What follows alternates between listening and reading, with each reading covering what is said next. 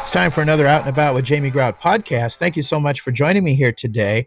This podcast is a rerun from a podcast I did with Chris Braunschweig, who is a reporter for the Newton News. We did back in September. It was very well received. And what the heck? I figure if Stephen Colbert and Jimmy Kimmel can do reruns on a Friday, so can I. I hope you enjoy it. Like I say, a lot of people really enjoyed the conversation with Chris.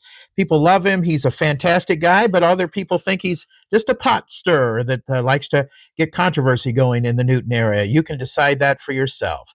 Before we get to the podcast, let's do our sponsor list. I want to thank Clement Mackey Insurance. And don't forget this weekend, if you're out and about, make sure you head over to Maytag Park for holiday lights with thousands of sparkling lights and over 200 dazzling displays. This free drive-through experience is a must-see. It's open nightly from dusk till 11 p.m. through January 1st of 2025. A perfect way to celebrate the season with family and friends, and the presenting sponsor is Clement Mackey Insurance. Also, Ryan's Tire and Auto on First Avenue, Newton, where they say we have the best customers, best prices, and best service. Check them out. They're big community givers. They've helped out with the Christmas lights. They've helped out with St. Nick's Christmas Club and other organizations. Heck, Ryan even called me, wanted to support my podcast, and he's been a sponsor since the get-go. So thanks to Ryan's Tire and Auto on First Avenue in Newton. And also by Newton Des Moines East KOA, where they can help you sell your RV. Introducing RV Sales Made Easy at the Newton KOA and Timberline in Waukee. We're here to take the stress out of selling your RV. Listing an RV online can be time-consuming. Our experts step in to handle the details so you can relax while we do the hard work. We act as your trusted partner from start to finish. That means everything from assessing your RV's value and creating standout marketing to negotiating with buyers and finalizing the sale. Call today, Newton KOA or Timberline Campground in Waukee to schedule your appointment to sell your RV. 563-340-6374.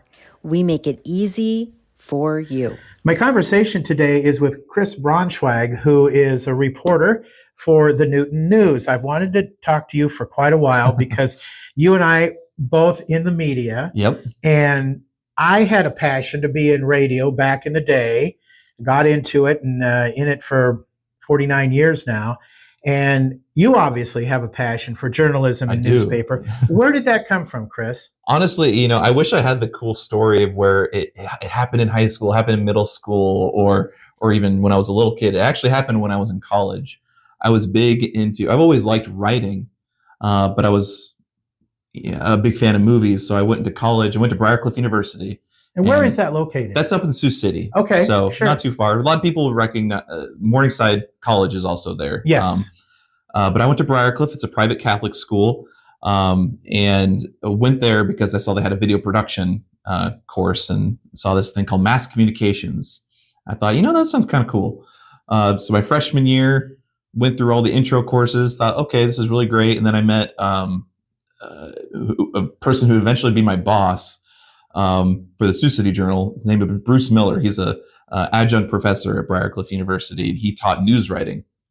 And as soon as I met him, I changed my whole idea of I'm not going to write screenplays for movies or things like that.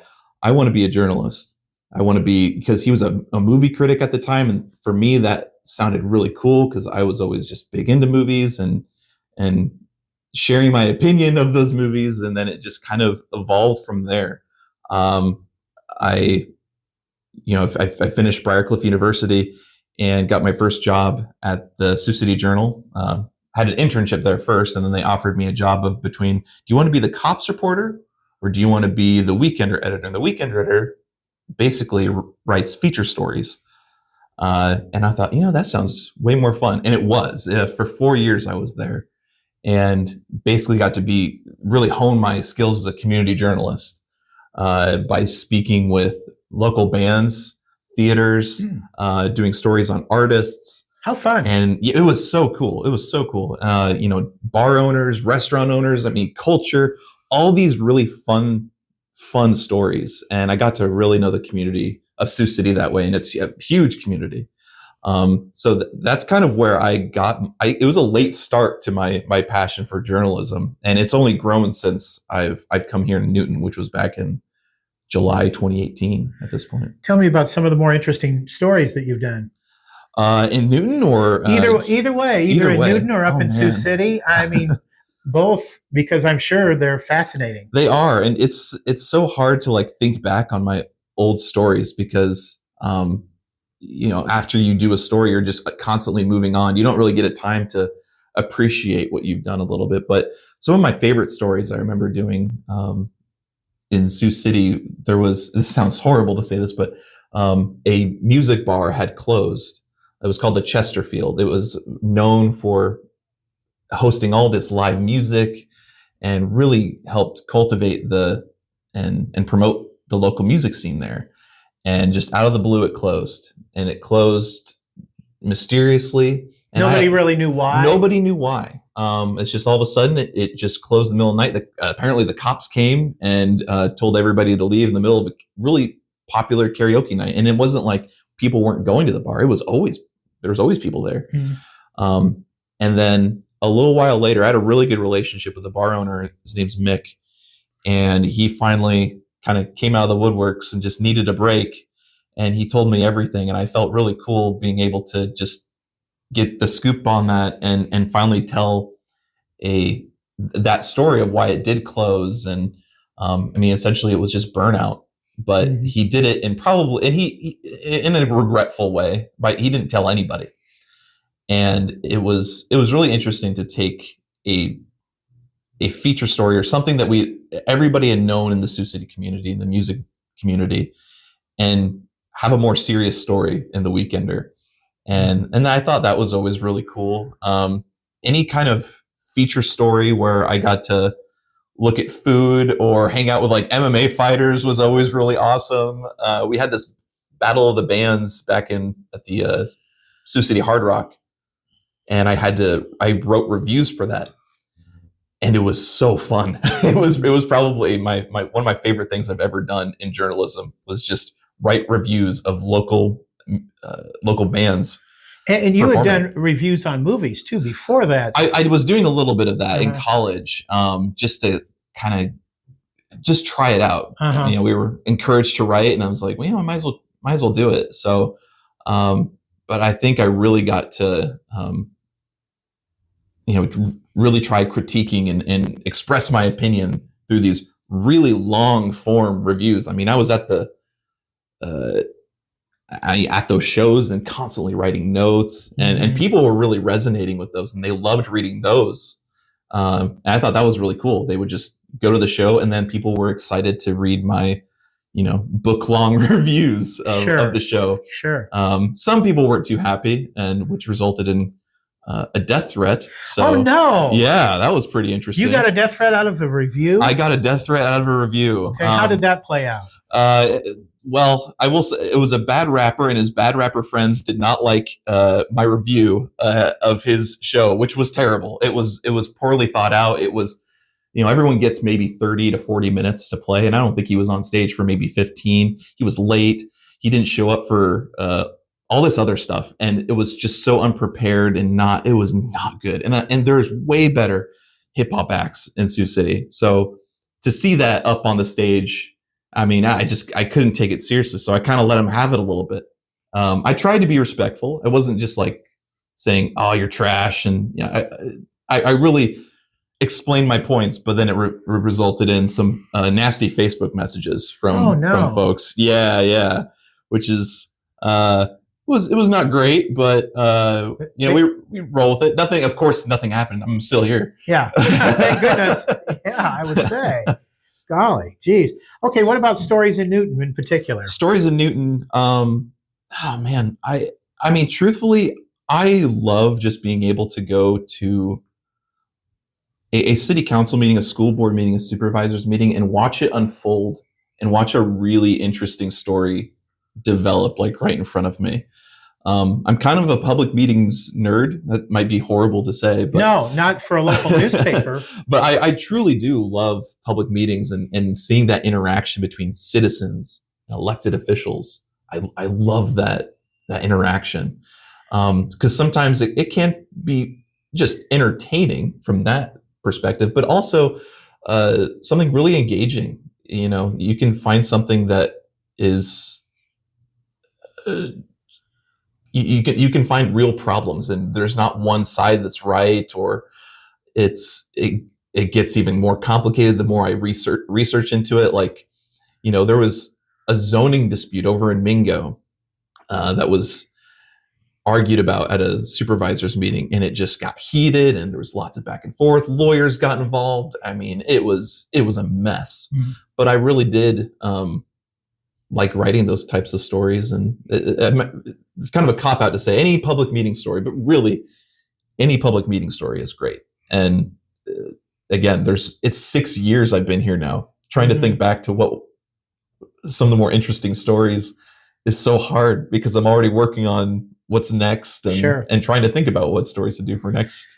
Were next you issue. At the city council meetings when the gentleman was protesting about some things and got handcuffed? I was. In fact, I was.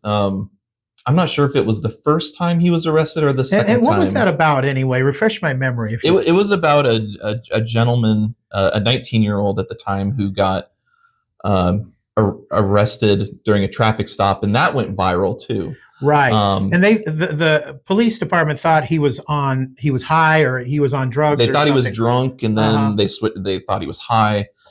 So it got kind of complicated from there, and they're presently in litigation. And Noah Peterson came to the city council meeting and complained about this very incident. Mm-hmm. And apparently officials didn't like that, so he was arrested. So yeah, and in fact, when he got arrested that first time, I had my phone out, and I got the recording of him being arrested by their police chief, and I posted that to Twitter. And I'm still getting notifications from that. I mean, that ended up getting like about 1 million impressions on Twitter, and that alone went viral. And now he has a litigation, with the city as well. So yeah, I was there. I mean, that was not something I thought I would see at a city council meeting. I've seen people, be told to leave or sit down or be escorted back to their seat or something like that. This was totally different. It shocked the heck out of you. It was. I didn't think that would happen here in little old Newton, but it definitely brought a lot of attention, probably unwanted attention to the city, I'm sure. But that's. I got to put that news out there. That's my job. Well, sure. So. Now, when you came to Newton and a lot of these things happened, did it kind of surprise you a little bit that all this kind of stuff was going on? Yes. Being, from Sioux City, thinking, oh, Newton, Iowa, they'll probably be quiet and sleepy. And I was kind of hoping it would be a little quieter, a little. I thought I was like, this is going to be my little retirement area. I can just kind of chill here, a nice community. I'm sure there'll be some things here and there, but if anything, I think Newton's probably even more interesting than Sioux City. And Sioux City still has its interesting things going on as well. But I was not expecting that out of little Newton. But here we are. And so how long have you been with Newton News, Chris? I've been with Newton News since 2018. I got here in July 2018. So I had shorter hair back then, and I dressed in khakis and shirt and tie. You were more conservative. I was very much so. Now you got long hair. I got long hair. Got the hat on, jeans. I'm living a little bit more comfortably, where I can just, kind of match the town a little bit. So, what do you think? When I came, Newton is my hometown. I graduated back yonder in 1977, and born and raised here. And of course, Maytag was going strong at that time. When I came back to Newton, Maytag had closed about a year or two earlier, and people were down in the dumps and kind of feeling, what are we going to do now? There's no Maytag in town. But my feeling is, and I tell people this, I try to put a positive spin on it, because I've been told that Newton has the highest population that it's ever had here in town. Mm-hmm. And that's by Craig Armstrong, who would be the person that would true. Know. Yeah. And I don't know if you feel the same way, and I'm kind of asking you to opine on this. Sure. But Newton's kind of in a renaissance period. I felt more I felt Newton was certainly heading that direction more before COVID came. I think Newton was on a really nice trajectory, and then kind of COVID came in and put a lot of that to a halt. I think there's still a lot to be said about Newton's Renaissance. There is a lot going on, so I'm not trying to dampen any of that. There also just seems to be a lot of things leaving in its place too, and we see that with the downtown, and the downtown's also filling as well. So it's always an ebb and flow. It feels at least that's what I've kind of seen. Right.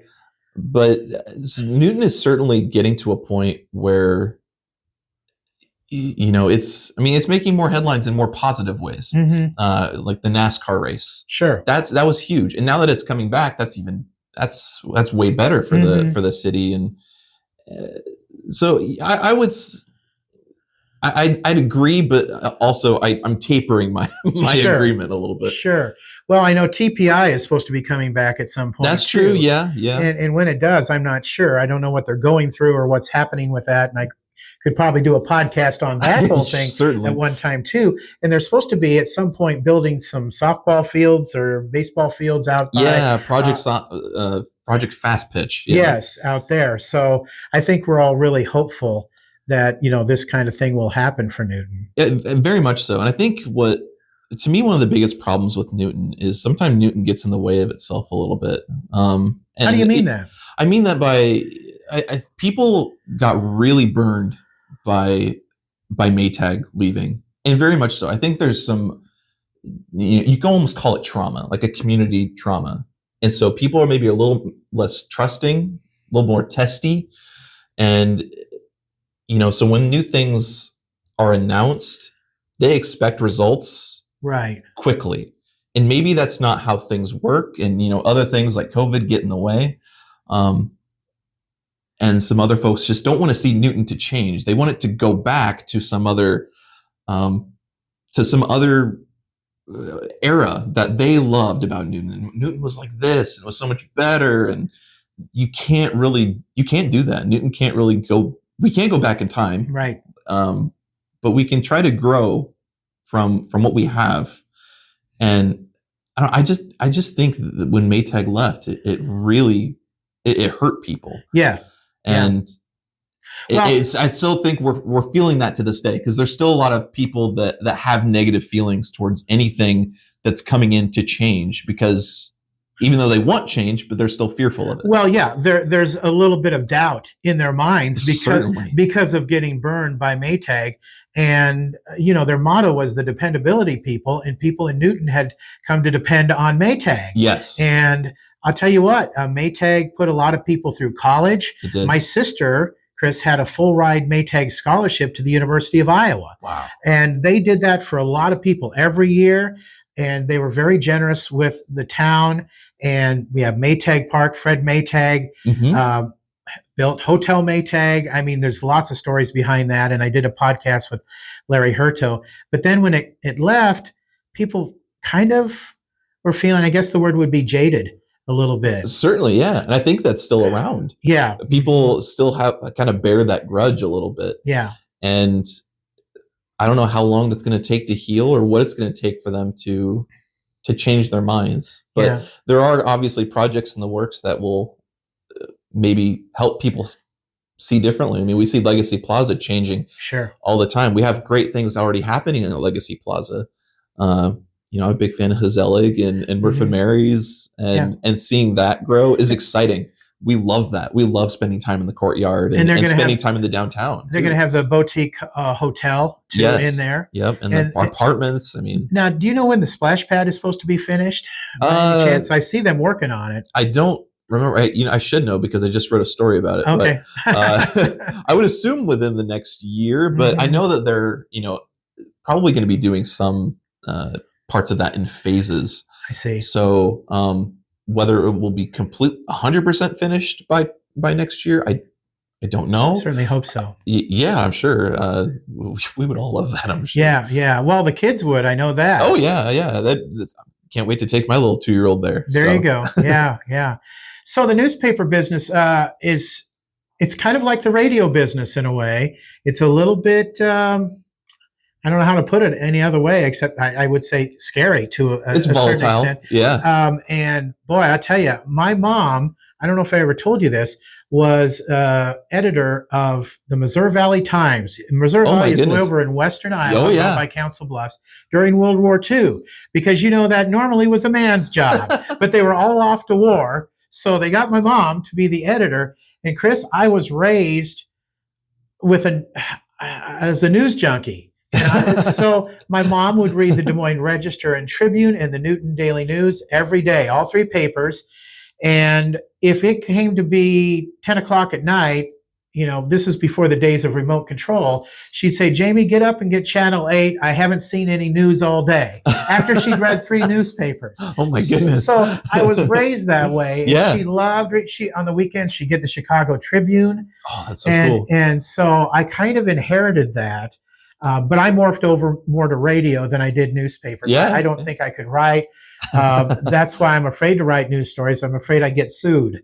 So, I mean, did they teach you how to avoid lawsuits and things like that in journalism class when you went to Briar Cliff? Because I'm wondering about that. I mean, you could say something. I've had people come up to me when Randy Van would write the news for me at KCOB, and I read it at Rotary, and they've said, oh, that's not right. Well, then I do the cop-out and say, I don't write it. I just read it. Okay. Well, yes. I remember in Briarcliff, we took a law and ethics class, which was by far the hardest class any of us students had to take. I mean, our professor, Michael Crowley, he was adamant that we knew so much, and at least instilled in us, he's like, even if we forget the details, we at least have a gut feeling that tells us what's right and what's wrong. It's like an intuition kind of thing? Yes. Yeah. So that's, I think, what that class is for, is to just kind of build that into you. And I feel like I've definitely got that. And there's always going to be people that disagree with my reporting. I'll always uphold my reporting unless there's something that, I really did mess up on. And I will say that doesn't happen often. But a lot of times the people that disagree with you just don't like to hear the news, or don't like to hear what's being said. Or they don't like to hear negative things. Yeah, exactly. I know people that won't watch the TV news. See, I'm 180 degrees around from that. I'm watching news all day. But I know people that won't watch it because it depresses them, and they just don't want to hear it. And that's fair. I mean, there's definitely news organizations out there, especially TV, where they do focus a little bit more on heavier stuff, and it can get draining. Gosh, I mean, everyone remembers when the pandemic was going along. That's all that was being reported on. And I mean, to a certain degree, they should be doing that. But it can wear on you a bit, and especially now with social media. I mean, people are just constantly getting news and information to themselves, and it's borderline. You have to develop healthy habits when it comes to consuming of any kind of news, whether it's radio, whether it's newspaper, whether it's social media, TV. You have to limit yourself, because otherwise you will just kind of get sucked into that, and it doesn't make you feel good. It doesn't make people feel good when they're constantly being bombarded with bad news. Right. But you occasionally, as a reporter, get to do good news stories, don't you? Oh, absolutely. Yeah. Well, tell us about one that might stick out in your mind. I know you've done a lot of them. Over the years. Anything that, just because it's coming up again, the Fall Festival over at Arboretum, the Newton Arboretum and Botanical Gardens, they had their debut Fall Fest last year, their inaugural Fall Fest, and had this scarecrow contest. And they're doing that again this year, and I love that. I love anything that's sort of outside the realm of public meetings, outside the realm of politics and crime, and something that I can really showcase. Like, here's something that's really positive going on in the community that you can take part in and enjoy and love, and people did. And so that's something that always sticks out to me. Another kind of positive story was, there was this gentleman in Baxter, a younger guy, younger than me, and he's legally deaf, and he went through all these hardships, and just out of the blue decided, I'm gonna go climb mountains in Colorado Wow. and go on the Colorado Trail just by himself. Wow. That is quite a story. Yeah.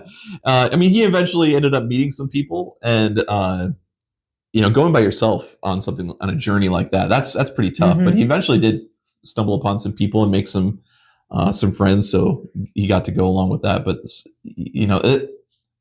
that kind of story was really cool, and it resonated with me because he never thought something like that would happen. He never saw the handicap keeping him from what he wanted to do. Right. And he had the full support of his family. I mean, they went so far as to make dehydrated meals for him. And it's just so cool to see a family like that just come together for someone else in their family so that they can, realize a dream and do something. Because, I mean, he quit his job to do this. Oh, wow. I mean, he just wanted to do something completely different, and he did it. And, some people, when they look for that kind of journey, they need a break from the monotony. And I think he was working as an engineer or something, and he just he's like, I need to get away. Right. And this was certainly one way to get away. Yeah. All the way to Colorado. I would say, I know what you mean, because I always liked reporting from the Jasper County Fair. Oh, yes. There's a lot of good news stories there. All of those stories are wonderful. Yeah. And the kids and then the adults who are their advisors. And of course, there's a lot of little festivals going on. We have Newton Fest, but also Baxter Fun Days and Monroe Settlers in the county. Yeah, I love covering that. Yeah, I mean, those are the fun things that you get to do as a reporter. So that's fantastic. Those are great. I love community events where I can do that. I mean, we just had one when RV TV was in town, and it was really cool going to the pep rally and just seeing how many people were there and just the level of excitement that people had. That was great. That was cool. And it's a nice reprieve from just, some of the stuff that can get a little draining for me. As much as I love covering public meetings and even politics to an extent, that weighs on me too. Because that's another way I'm consuming my news, is just right there on the front lines, essentially. Okay. Couple more questions and then we'll wrap up. Please, yeah. Well, a question and then a comment about you. Oh, no. No, it's good.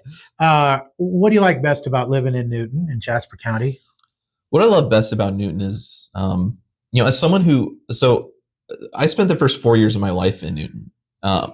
You did? 3 or 4 years of my life, yeah. Oh, so you came back home? Essentially, yeah. Oh, I didn't know that. My mom and I lived in a house, maybe southeast of the fire station. She knows the exact address still. I don't know. I was too little. But I remember Newton. I remember coming to Newton. I remember coming to Jasper County because my mom lived in Prairie City, and she went to, back when it was Prairie City High School, not PCM. So I already had a familiarity with Jasper County. And I grew up, I guess my hometown would technically be Altoona.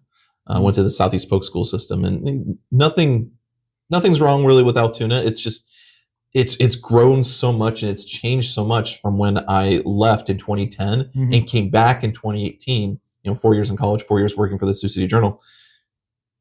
It looks so different to me.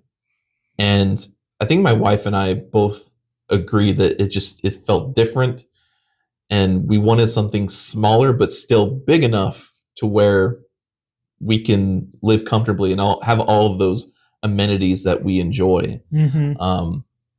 And I think that's what we like about Newton. It's that nice middle ground between small town and reasonably sized metro.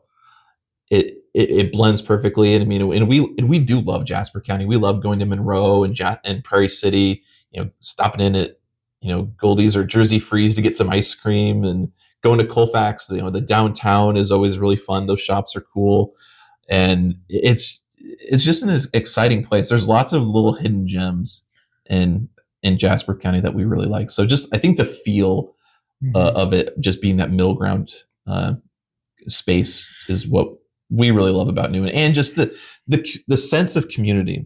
I mean, you see the cardinals everywhere.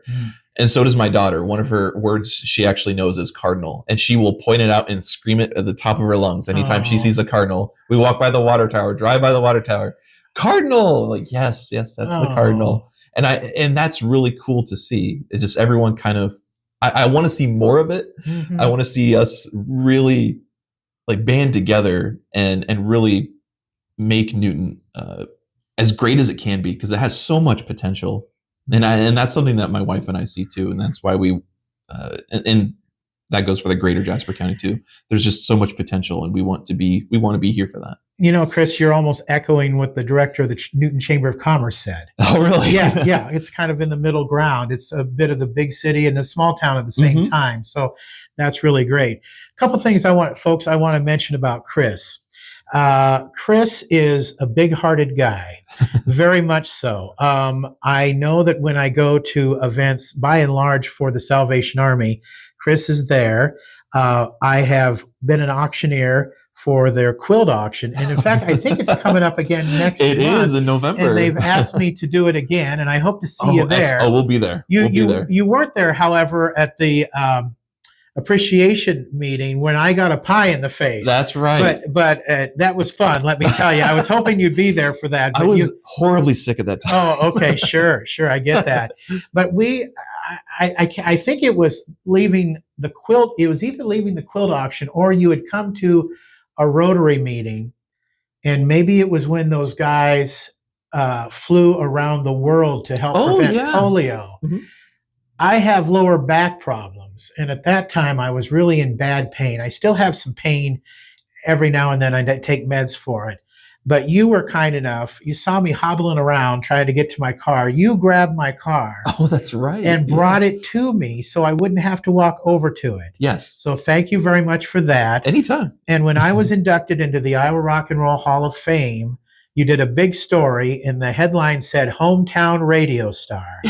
And my head swelled up a little bit. But the best thing about that is my sister is in Park Center, and she has Parkinson's disease. Oh. And unfortunately, she's in hospice now, but she's got that on her wall. Oh, and gosh. she looks up at it every day. And I wore a shirt that's kind of like the one I'm wearing today, where I have that I was inducted into the Rock and Roll Hall of Fame. Mm-hmm. And I wore it last week, and she just says, "I'm so proud of you," you know. Oh. And then she points to the article. Oh, gosh. And that's because you were so kind and did those things. And see, I don't realize as a radio guy the impact that I have on people unless they tell me about it. And I have heard about things like that. And I hope you know that you have the same impact, Chris. Well, thank you. I do appreciate that. And that is so sweet. And really that to me is worth more than any kind of newspaper award ever. Anybody who takes a newspaper that they got and puts it in a frame, hangs it on their wall, whether it's their business or their home, or they just have it for their scrapbook, that means the world to me. Sure. I love that. Yeah. That is so sweet. So yeah, thank you very much to you and your sister. Thank you. Thanks for talking with us today. Absolutely. Thank you for having me, Jamie. This podcast also sponsored by Westside Java Coffee Bar. Well, if you want to get a warm-up on a cold winter day, just use their drive-up window they have at the Westside Java Coffee Bar. You bet. They have all kinds of great drinks for you to get you going in the morning. Also by Free Classified Weekly. The Salvation Army, who want you to come on by and register to ring in the Red Kettle campaign going on right now. And if you want to register to ring and help out those in need during this time of year, head over to registertoring.com. Also by Pizza Ranch in Newton and Newton Clinic, where they want to introduce you, if you haven't met him yet, Dr. Perrin. He does a great job there at the Newton Clinic. Whether you're looking for someone to help you on your health journey or a teammate who will have your back when it comes to keeping your body game ready, Dr. Perrin might be the provider for you. Sound like a doctor you might want on your side? Call or text Newton Clinic at 641-792-2112 to schedule today at Newton Clinic. You can check them out on Facebook. And also by Advantage Credit Union. Let us pay you for checking with us. Hi, this is Leslie with Advantage Credit Union, inviting you to take advantage of Cha-Ching Rewards checking. Earn 3% APY on balances up to $10,000. That's up to $25 per month that ACU pays you. No minimum balance, no monthly fees. Simply do the things you're already doing and cash in at the credit union. Apply online at acuiowa.org or visit us in downtown Newton. APY is annual percentage yield. Restrictions apply. Federally insured by the NCUA. Until next time, grrr. Drought is out. See ya.